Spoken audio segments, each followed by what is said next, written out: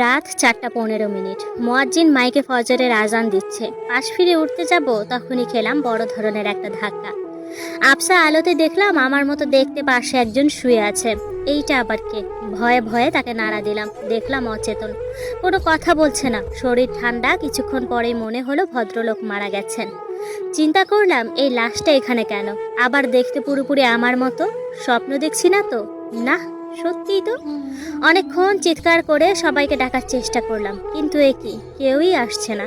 একটু পর দেখলাম বোন রুমের লাইট জ্বালালো এবং ওই লাশটার কাছে এসে বলল, ভাই, ফজরের আজান হয়ে গেছে। আমি তো পুরোই অবাক, এইসব হচ্ছেটা কি? ওর কাছে গিয়ে বললাম, ওই, তোর কি মাথা খারাপ হয়েছে? লাশটা এই রুমে আসলো কিভাবে? এটা কার লাশ? দেখলাম সে আমার কথায় কোনো কর্ণপাতই করলো না। সেও লাশটা ধরে অবাক হলো এবং চিৎকার করে উঠল। মুহূর্তেই পাশের রুম থেকে আম্মু আব্বু এসে স্তব্ধ। ধপ করে খাটে বসে লাশটাকে ধরে ঝাঁকাতে লাগলো এবং চিৎকার করতে লাগলো, বাবা, কি হয়েছে তোর? কথা বলছিস না কেন? কথা বল। আম্মু ব্যাপারটা বোঝার সাথে সাথে বেহুশ। চিৎকারের আওয়াজে চাচা চাচিরা, ভাবি, কাজিনরা সবাই জড়ো হলো। লাশটা দেখে সবাই ইন্নানিল্লাহ পড়তে লাগলো। আশেপাশে কান্নার রোল পড়ে গেছে। মুয়াজ্জিন যখন আমার বাবার নাম নিয়ে বলল, অমুকের ছেলে অমুক ইন্তেকাল করছে, তখন মনে হলো হাই ভোল্টেজের শক খেলাম। সবাই আমাকে বাদ দিয়ে লাশটা নিয়েই ব্যস্ত হয়ে পড়লো। কাউকেই বোঝাতে পারলাম না যে আমি বেঁচে আছি। মনে হলো সবাই পাগল হয়ে গেছে। এক কাজিনকে খেপে গিয়ে একটা ধাক্কাও মেরেছিলাম। সে দেখলাম বিন্দু পরিমাণ প্রতিবাদ করেনি। ফজরের পর লাশটা গোসল দেওয়ার ব্যবস্থা করা হলো। মুয়াজ্জিন সাহেব আরেকজনকে নিয়ে আসলেন গোসল দিতে। দুইজন বলা বলি করতে লাগলেন, আরে, মৃত্যু কার কখন আসে বলা যায় না। এইরকম তাগড়া মানুষ মারা যাইব কে ভাবছে? কাল বিকালেই তো আমাদের সাথে হাসি খুশি ভাবে কত কথা বললো। আমি লাশটার পাশেই ছিলাম, দাঁড়িয়ে ওনাদের কথা শুনছিলাম। গোসল দেওয়ার পর কাফনের কাপড় পরিয়ে খাটাইয়ের উপর লাশটা রাখা হয়েছে। লাশ ঢাকবার জন্য মসজিদ থেকে কালো রঙের কাপড়টা আনা হলো। সবাইকে শেষবারের মতো লাশ দেখার সুযোগ করে দেওয়া হলো। এখনো আমার কাছে সবকিছু পরিষ্কার না, কিছুই বুঝতে পারছি না। বাসার আশেপাশে প্রচুর মানুষের ভিড়। আত্মীয় স্বজন, বন্ধু বান্ধব সবাই এসেছে লাশটাকে দেখতে।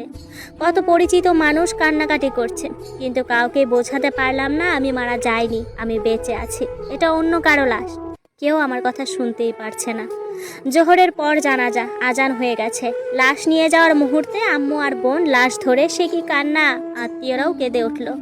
আহা, হৃদয় স্পর্শী এক দৃশ্য, অবাক ব্যাপার। একদিন আগেও ঠান্ডা সর্দি লেগেছিল, হালকা জ্বরও ছিল। 2-1 দিন যাবত ঠিকমতো নামাজ আদায় করতে পারছিলাম না, কিন্তু আজ কিছুই মনে হচ্ছে না। আমি পুরোপুরি সুস্থ আর শরীরটাও তোলার মতো হালকা মনে হচ্ছে।